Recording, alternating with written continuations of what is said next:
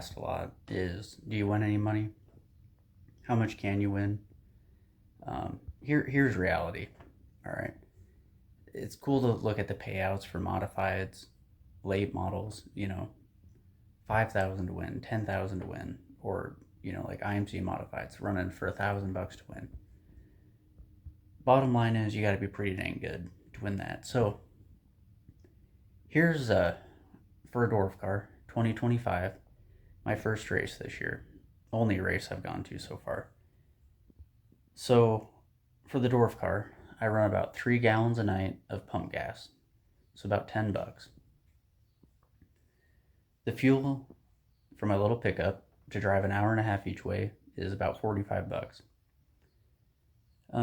Oil for the race car averages out to roughly $15 a night.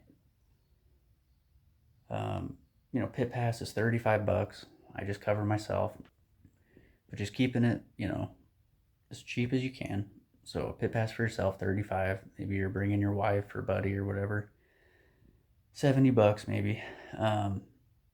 In like this year for tires, I'm not averaging out tire cost per night because I'm just running all the used stuff that came with the car. Some of it's in good shape, some of it's not. Bottom line is I'm just not spending money on tires this year. I believe they're, I don't know, $160 or something for the rears, and then if you want the chain link fronts, it's like $185 before tax and shipping and stuff.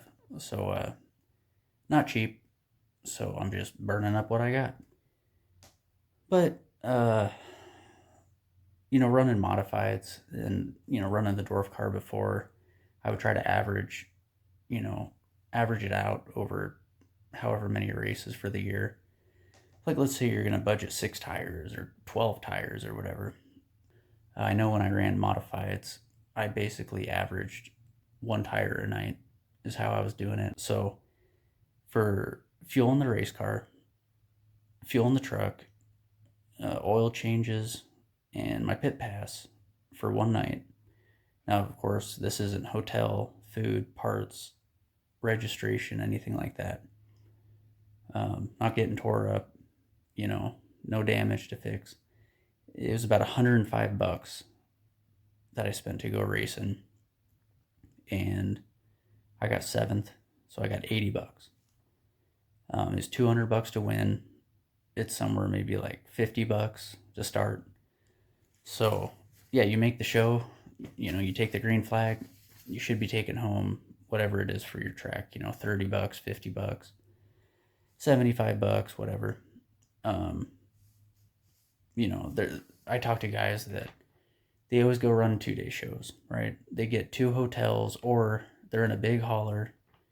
So, a lot of gas or fuel. They're bringing their whole family, brother, crew guy, so they're getting 7, 8 pit passes a race. They're buying food for everybody, getting lodging for everybody. They're putting on 1 or 2 brand new tires a night. They got the high-end shock packages, the high-end motors, those types of guys. I mean, when they break down their season, they're spending $1,000 a night, $600 a night. So it can be done a lot cheaper if you're willing to race like that. I've seen a lot of USMTS guys, Lucas Oil guys, whoever it is, they say, well, we can't afford this anymore. They're not willing to back it down from running a full-time regional or national schedule.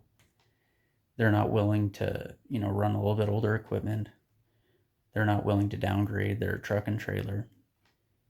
They're not willing to really budge. For them, it's, I'm either going to race and I'm going to have the best equipment and race, 60 nights, 100 nights a year, and we're going to stay at nice hotels, or we're going to have a, $800,000 hauler, or we're not going to race. If guys would lose that mindset, there'd be a lot more people racing today, period. If people could just back it down, not everybody has to be out in brand new cars. Not everybody needs the nice big haulers. Not everybody has to race, 50 nights, 80 nights, 120 nights a year. Stay in your lane. You just got to keep the focus. You got to stay locked in on a budget. Don't get into thinking, oh, I need to go buy t-shirts and go buy 100 t-shirts because you think you're going to sell them and make money. Don't get into the custom suit, the custom helmet, getting your trailer all wrapped. Race the class that you can afford, that's fun, competitive, and just do your best. Nobody's really making money doing this, not anymore. So just go out and have fun.